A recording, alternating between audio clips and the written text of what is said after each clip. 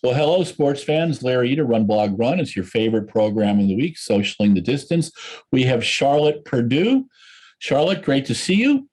Thanks. And Charlotte is an Adidas-sponsored athlete. She just finished 10th in the London Marathon, the first British woman. That was the British Championships too, correct? Yeah, correct. Yeah. Awesome. And you ran 2:23:26, number Yeah. 3 time in British history. Congratulations. Thank you. You had a smile from ear to ear the last couple minutes. Take us through the London Marathon. How did you feel early on?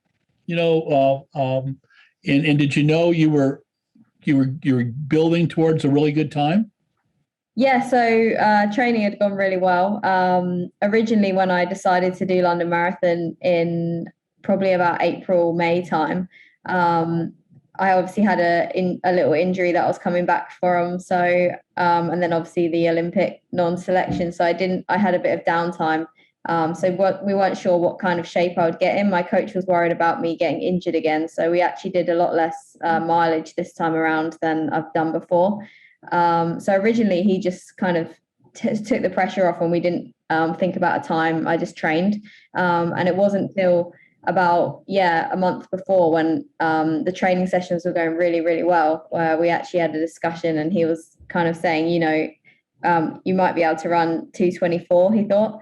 And I was thinking, 2:24, that would be great. And then it was only literally a couple of weeks before when I did my last session where I turned to him and I said, do you think I could run 2:23? And he was like, well, if the weather's good, then we could go for maybe a 2:23/2:24. He kept saying 2:24. And I was thinking, oh, well, I might as well go for 2:23 then. And he just said, we'll wait to see about the weather because he was worried about the weather. Even the week of the race, he was still telling me 2:24 would be a good result. So to run 2:23, I was really happy with that. Obviously being close to the second fastest Brit ever was a bit annoying to be within, I think like 12 seconds. But I think, we were kind of targeting 2:24 the whole build up. So in the end anyway. So to run 2:23 was a better result than I'd hoped for, really. What is your coach's name? Nick Beddoe.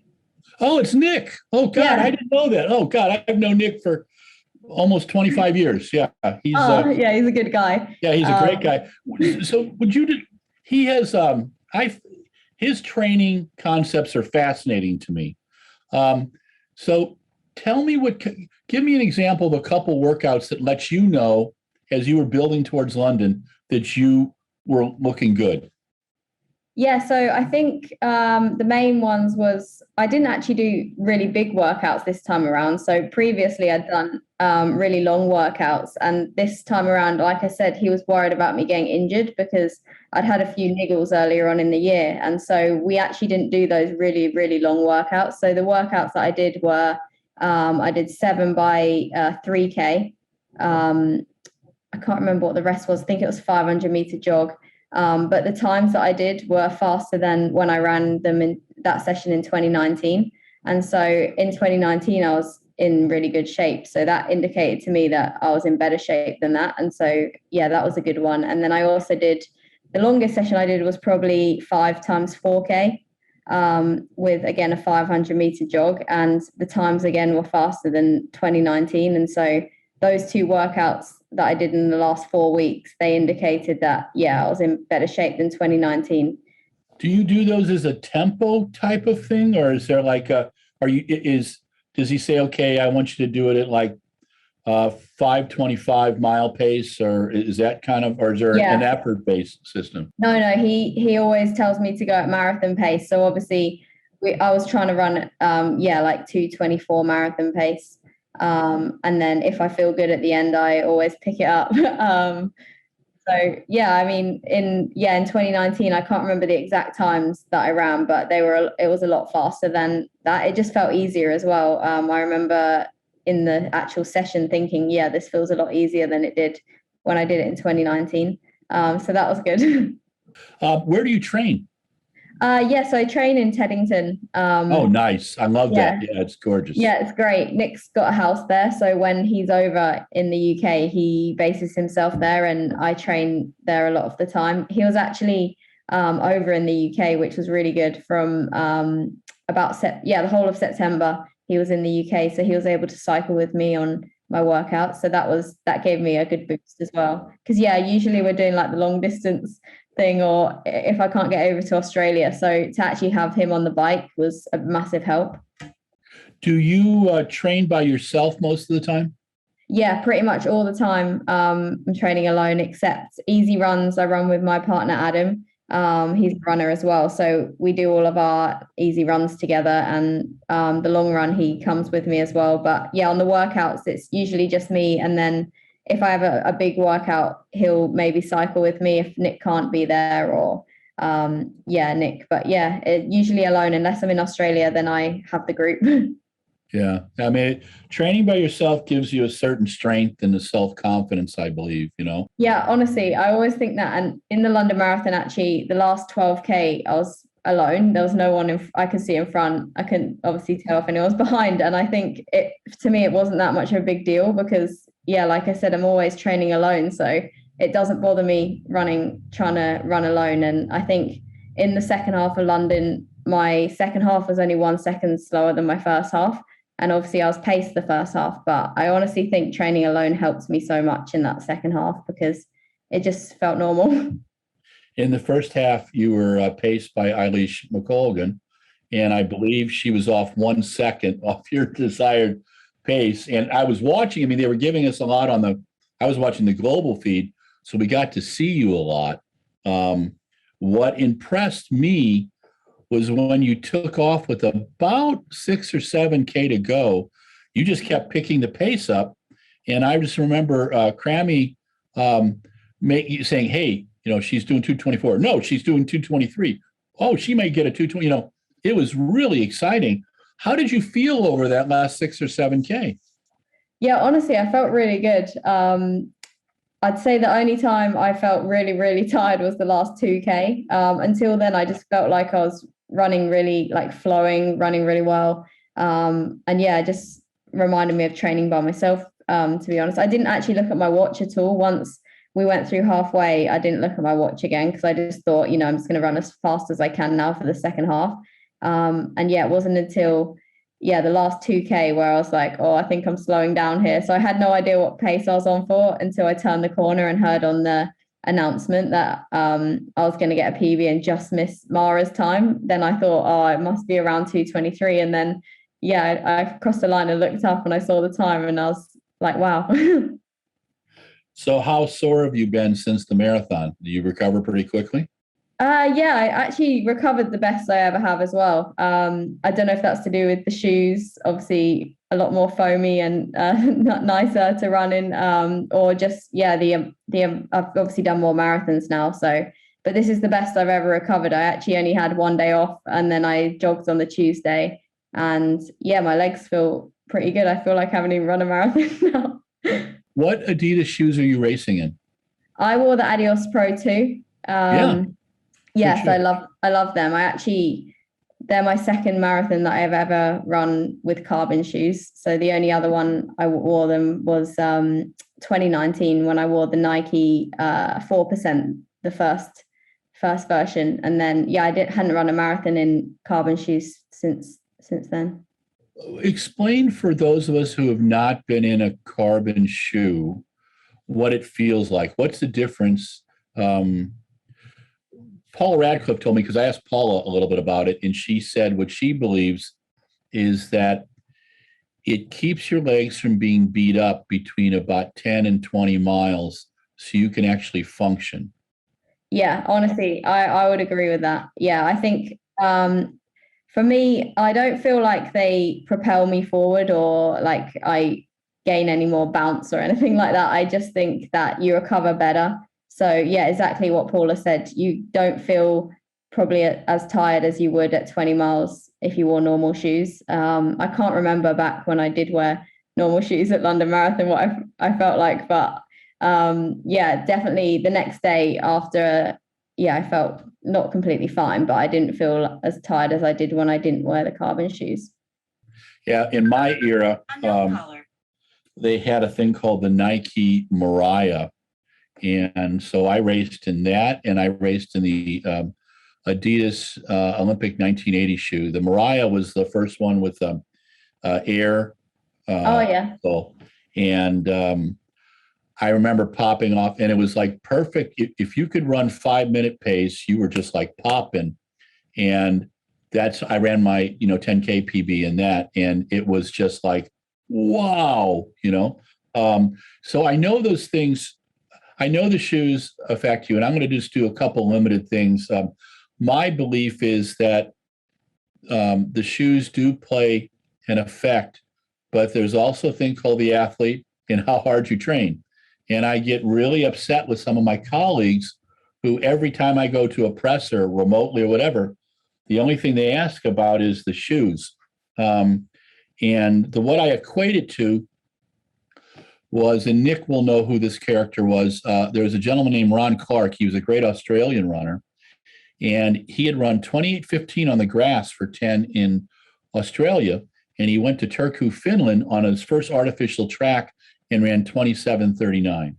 And what I tell people is that the new shoes are like taking an artificial track with you. But it's still based on your training. It's still based on your heart. And with everybody, all the elites having good shoes, it's a pretty even playing field now, it seems to me. Any thoughts on that? Yeah, I agree. I always I say to my mom and stuff, I said, if I gave you my shoes, I don't think you could run 2:23. And yeah, so I think it is the athlete. Obviously, you have to train. It doesn't affect how much I train or anything like that. I'm still doing the same training, and I've actually still been injured the same amount as I was when I wasn't wearing carbon shoes. So I don't think it's helped me that way either at all. I just think, yeah, obviously I'm going to wear them because they're the best shoes out at the moment. So yeah. Want to talk a little bit about how old were you when you got into running? I was 11/12, probably, yeah, 12 more. So you're running in a club? Yeah, I started at school and I joined a club, and yeah, straight away. When did you know that you wanted to be a professional athlete? Probably not till I was about 15 when I first ran for Great Britain. I did the World Cross Country in 2007 in Mombasa in Kenya. Oh my gosh.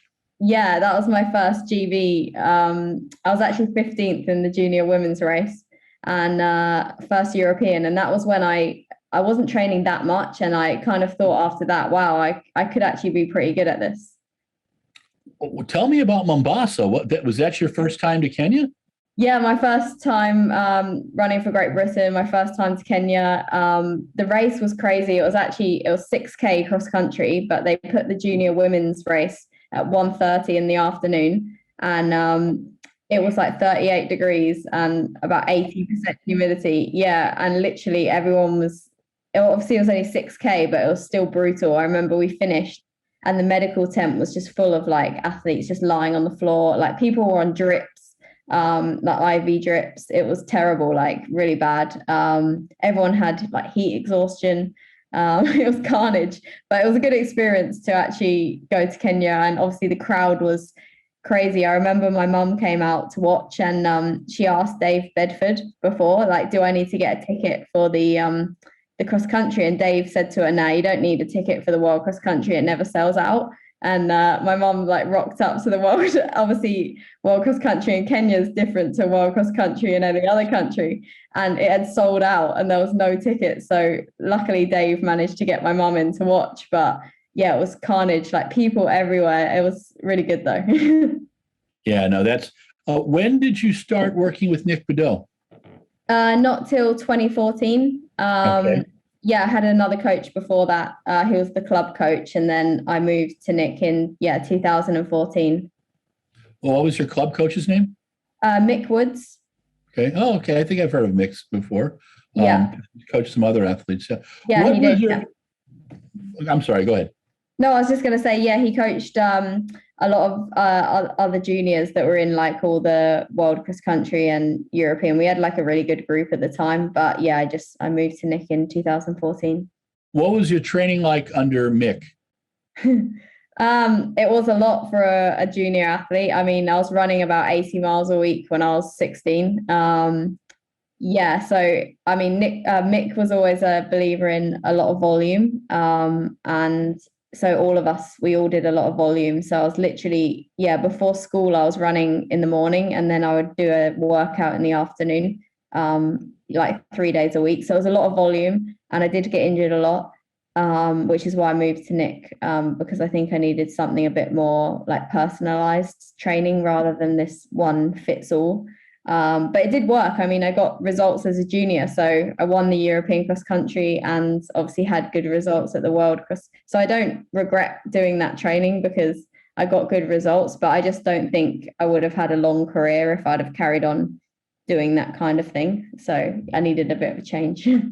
What's your best time at 10,000 meters? In 2012, around 32:03 on Peyton Jordan. Wow. Oh, yeah. Okay. Yeah. So where I'm at right now, I'm a half hour from there.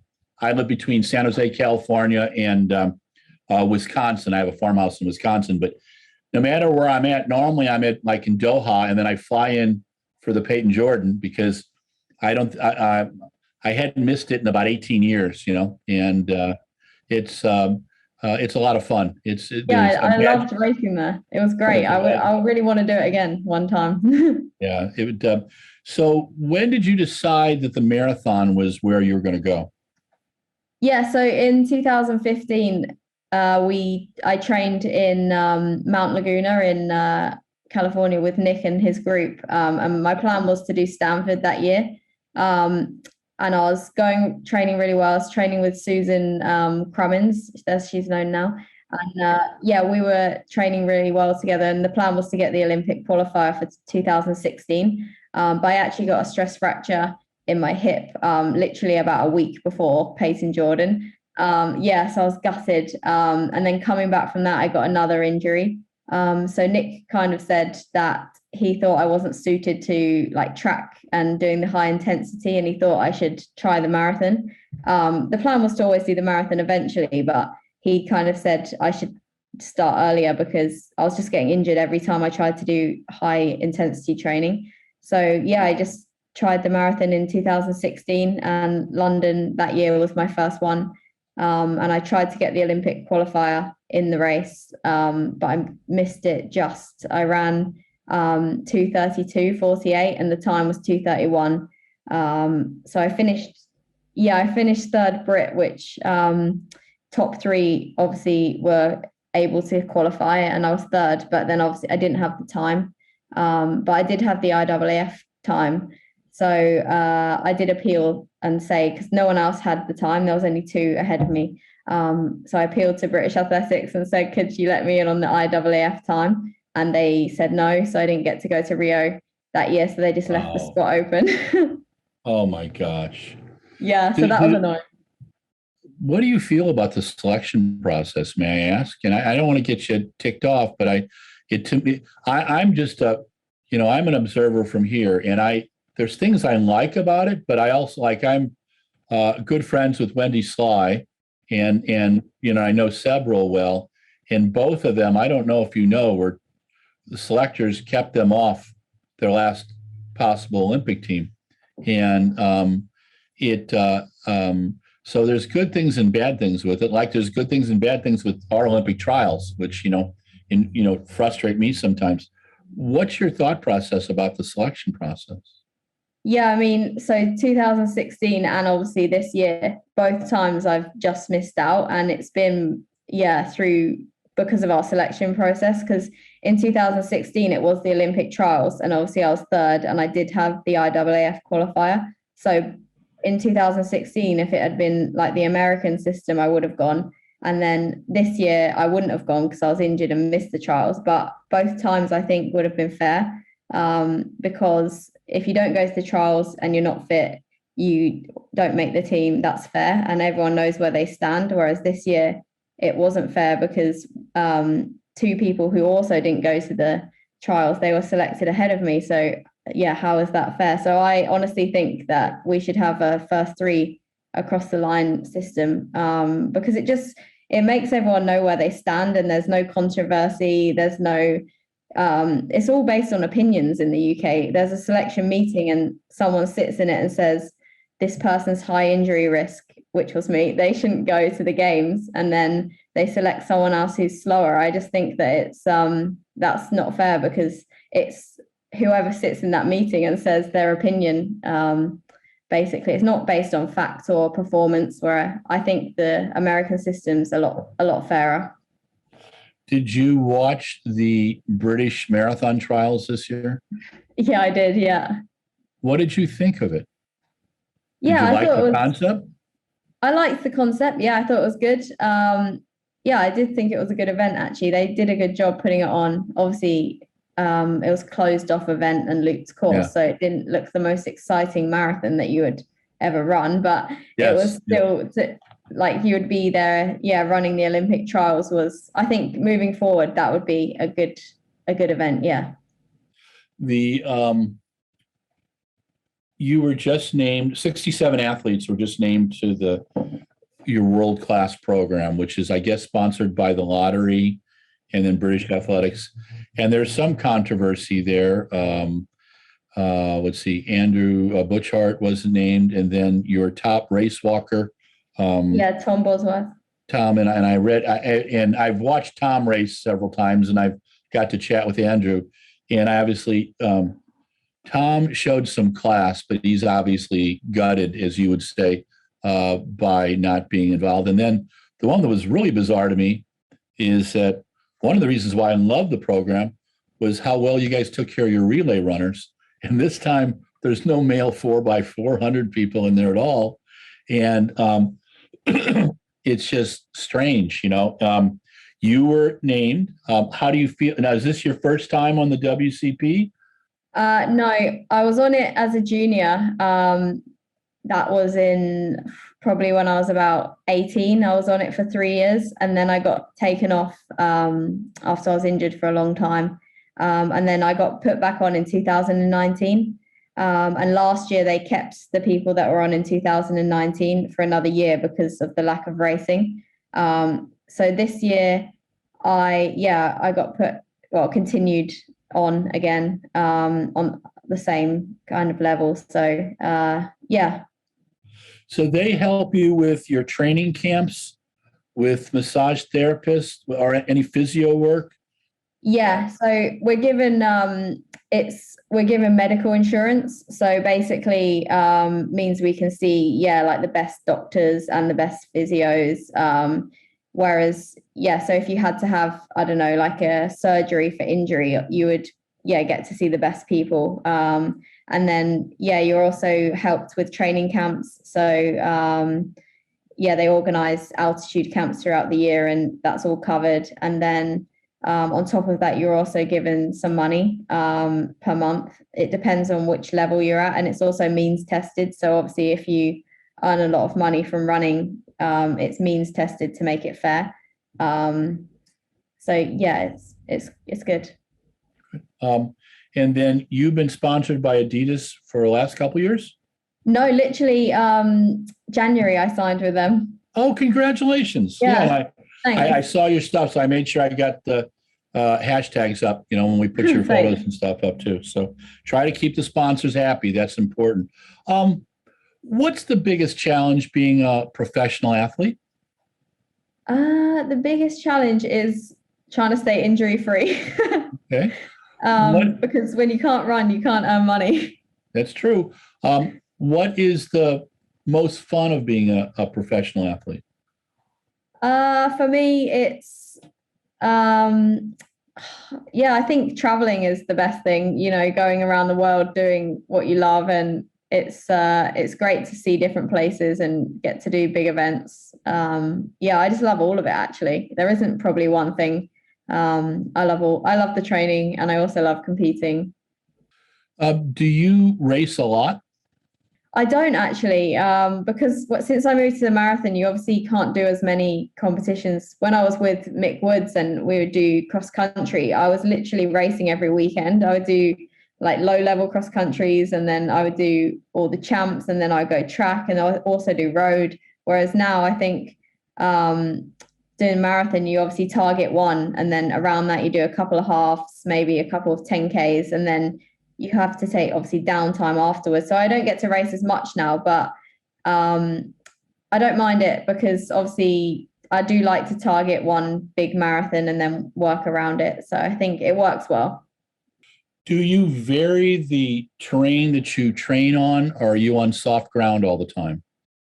No, I vary it a lot actually. Nick doesn't like me to run on the tarmac so much because I think in January that's why I picked up an injury, because I went on a training camp to Dubai because I couldn't get out to Australia. I wanted to go away somewhere warm. We went to Dubai and it was all tarmac running. I didn't really run on the soft ground at all. And Nick said that's why I got injured because, yeah, usually in Australia we run on a grass track on a Tuesday, and then on a Thursday, we do efforts on like gravel. And then on a Saturday, we do efforts in the park. And then around that's either tarmac or grass. So yeah, I do vary it a lot.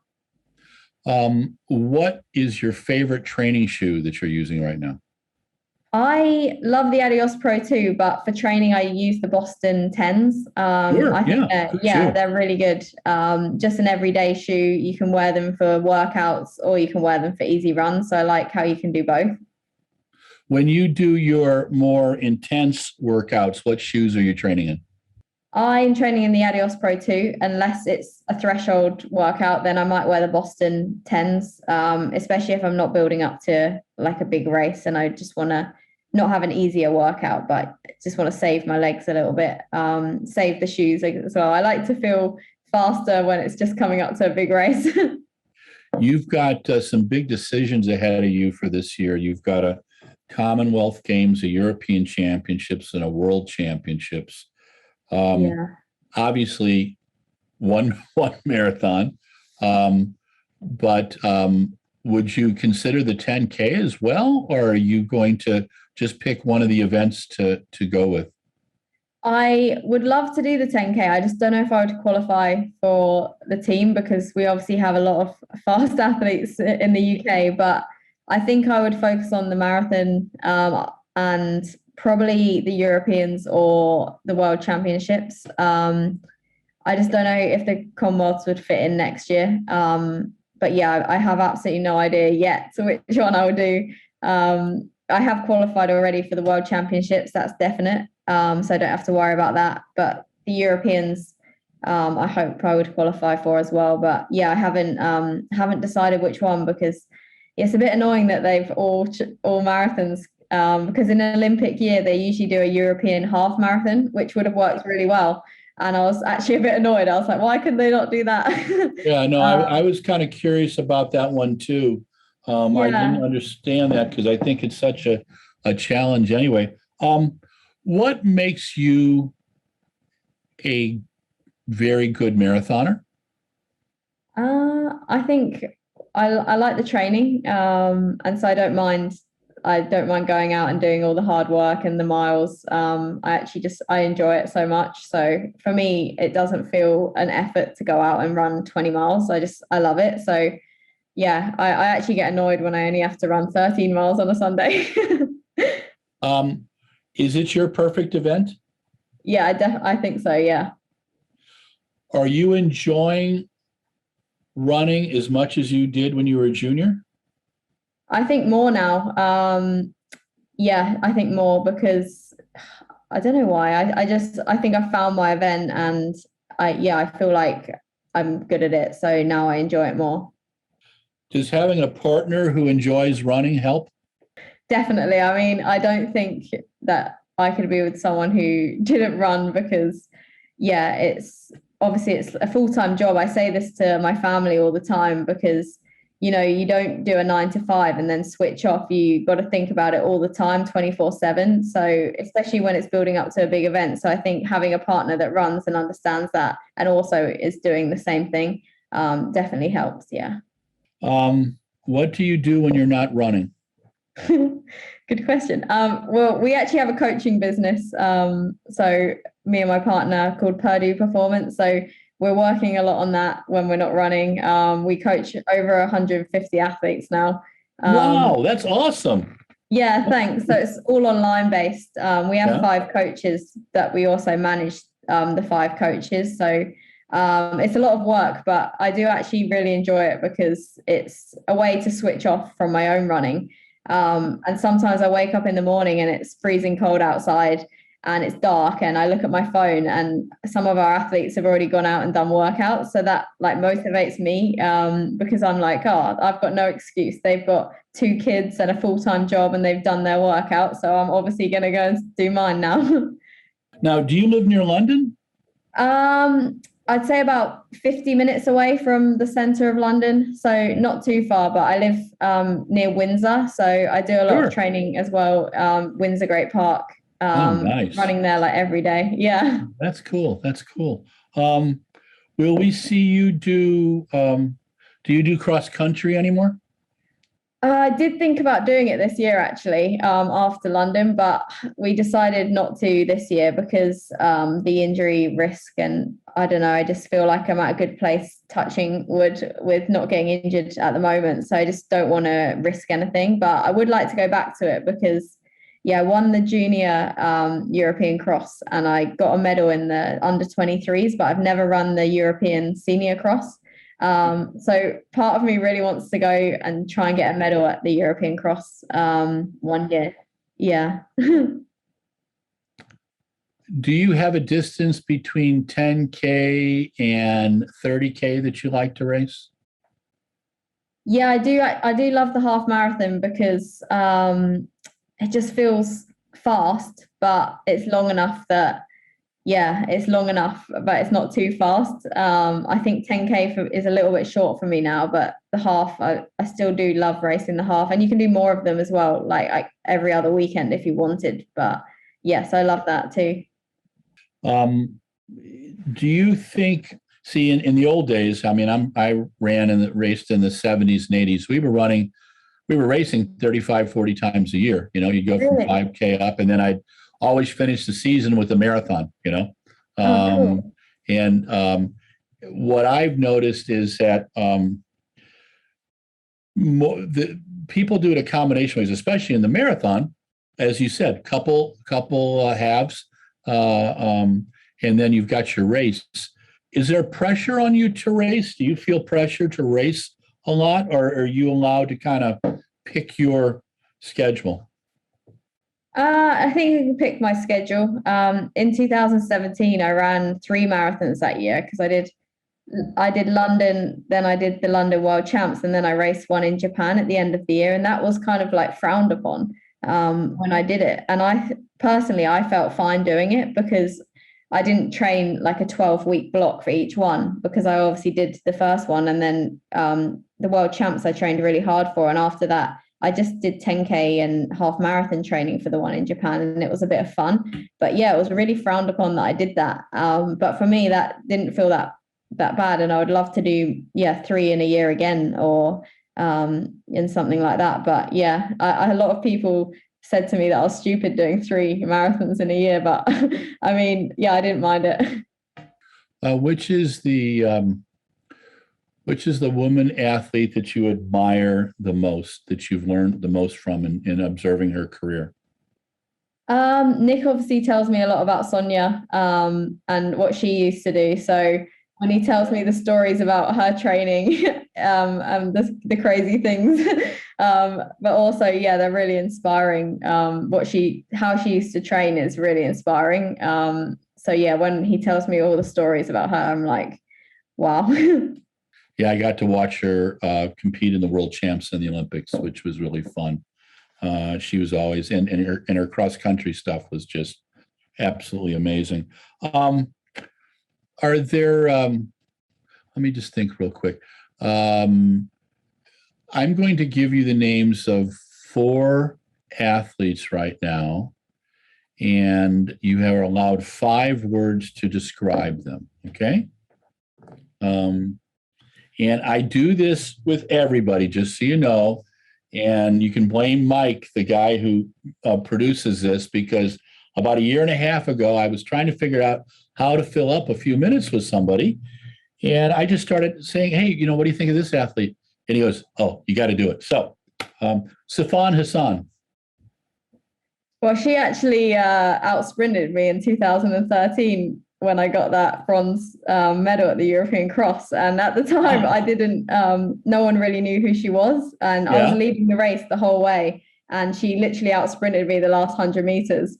Wow. And at the end, she turned and said, that was a really tough race. But now I see her and she's like obviously crushing it. And I'm like, well, I guess I don't mind getting beat by her now. So yeah, I mean, she's really fast and talented, and obviously she was really good back then, but she's even better now. So yeah, I mean, when I watch her race, I just think back to that moment. Cool. Eilish McColgan. She's an incredible athlete. The way she trains really hard. I've seen her on training camps, and yeah, she puts in the work. So she deserves every performance that she gets. Keely Hodgkinson. Yeah, she's I don't really know her very well, but obviously when I watched her in the 800 in the summer, I was like, wow, she's got a lot of talent. And yeah, the way she comes off that final bend, she's so fast, I wouldn't want to race her. Laura Muir. Oh, Laura's yeah, she's lovely. She also trains really hard and she's an incredible athlete, but yeah, she puts a lot of work in. Chalene Flanagan. Yeah, I've been watching obviously what she's been doing recently, and I'm like, wow, that's amazing. Yeah, it's totally blowing my mind, I want to do that someday. Yeah, I think she's inspirational how she's come back as a non-professional but still doing what she's doing is really inspiring. I'm going to take it in a different direction. Paula Radcliffe has taken her athletic experience and has really become a fine announcer, and I love seeing her with Crammy because she kind of mellows them out a little bit, but she also gets in some really good stuff. And Kara Goucher in the US has gone from marathon to doing over here, finally we have some superb announcing. Would you ever consider doing TV announcing, and is that something that you would look at? Yeah, I'd love to do it. I think it would be quite fun because obviously you still feel involved in the events if you're doing the announcing. And yeah, I think it would be great to do. Yeah, I would love to do that one day. Do you think you can break 2:22? Yeah, I reckon. I don't think I've found the limit yet. I said this to Nick, especially with the last 12K being alone and the fact that the build-up that I had this year was a little shorter than normal with the injury earlier in the year. And that was my first marathon in 2.5 years as well. So I think there's a few things that indicate that this wasn't like my final limit. I don't know what the limit is, but I don't think I found it yet. Normally, I've run 17 marathons, and my best was just under 240. But it took me 8 races to figure out how to negative split because I'd always go out too fast. If you were talking to a group of marathoners, citizen marathoners, what tip would you give them about making the marathon a good experience? Yeah, that's a good question. I personally have found that the training really does indicate what shape you're in. It doesn't lie. So if you're doing sessions in a certain pace, that's the pace that you can run. And I've always found that it has indicated pretty much the exact pace that I can run. So I think look back at your training and it will tell you what kind of shape you can run. You're not going to be able to run 2 minutes faster on the day than what your training has indicated. And also you shouldn't be scared that if your training has indicated a pace to go at that pace. So I've always found to trust in your training, I guess. Charlotte, you survived 39 minutes with me. You did fantastic. It's great chatting with you. I mean, I think I've been when I think we got a couple minutes in 2016 at Frankfurt, I believe. And then I've seen you at different events and stuff like that. But thank you for taking the time today, and That's okay. have It a was lovely fun. evening. And Thanks. then we'll get a link off to you once we get this done. But I got to do the little closing now. And this is Larry Eder with Run Blog Run, Socialing the Distance, your favorite program. This week we had Charlotte Purdue. She finished 10th in the London Marathon, number 3 time in UK list. She's an Adidas sponsored athlete. She was the junior European cross champion. I'd forgotten about that. And I love cross country. And Charlotte, thank you so much. And I look forward to seeing you in a race maybe next year sometime. Yes, thank you. All right. Cheers. Thank you. Thanks. Well, hello, sports fans. Larry Eder, Run Blog Run. This is Socialing the Distance, your favorite program of the week. This is the epilogue, or Larry's monologue. Today, we spoke with Charlotte Purdue. She also goes by Charlie. She was 10th in the London Marathon in 2:23:26, the number 3 time all-time in Great Britain. She was a junior European champion in cross country. She also finished 3rd, or she was a European junior champion, and then she was a bronze medalist in the under 23 cross country. And PB of 32:03 at the 10, which dates back to 2012. Obviously, she could run much faster with that 2:23:26. She's coached by Australian coach Nick Bedeau, and Nick has an incredible coterie of athletes, and is known for his hardworking style. And Charlotte has been with him since 2014. She's had kind of the Fickle Finger of Fate award that's from old Laugh-In shows. Oh, just Google it. Anyway, Fickle Finger of Fate means in 2016, she finished 3rd in the London Marathon, which was the British trials. And she, technically, she could have been named to the team, but she did not have the British standard, which was better than the world athletic standard. She made the world standard, but the lovely selectors in Britain, with reasons known only to themselves, did not select her. She made 2017 World Championships, and then in 2021, she had some injury issues. And even though she had a faster time and a time that made it under the standard, the British selectors did not put her on the team. And she had some injury issues in 2021, but she came back with a solid last couple months and ran a 2:23:26. And she did it running her first and second half of the marathons within about a second or two of each other. Eilish McColgan paced her through that first half and was off the pace chart by 1 second.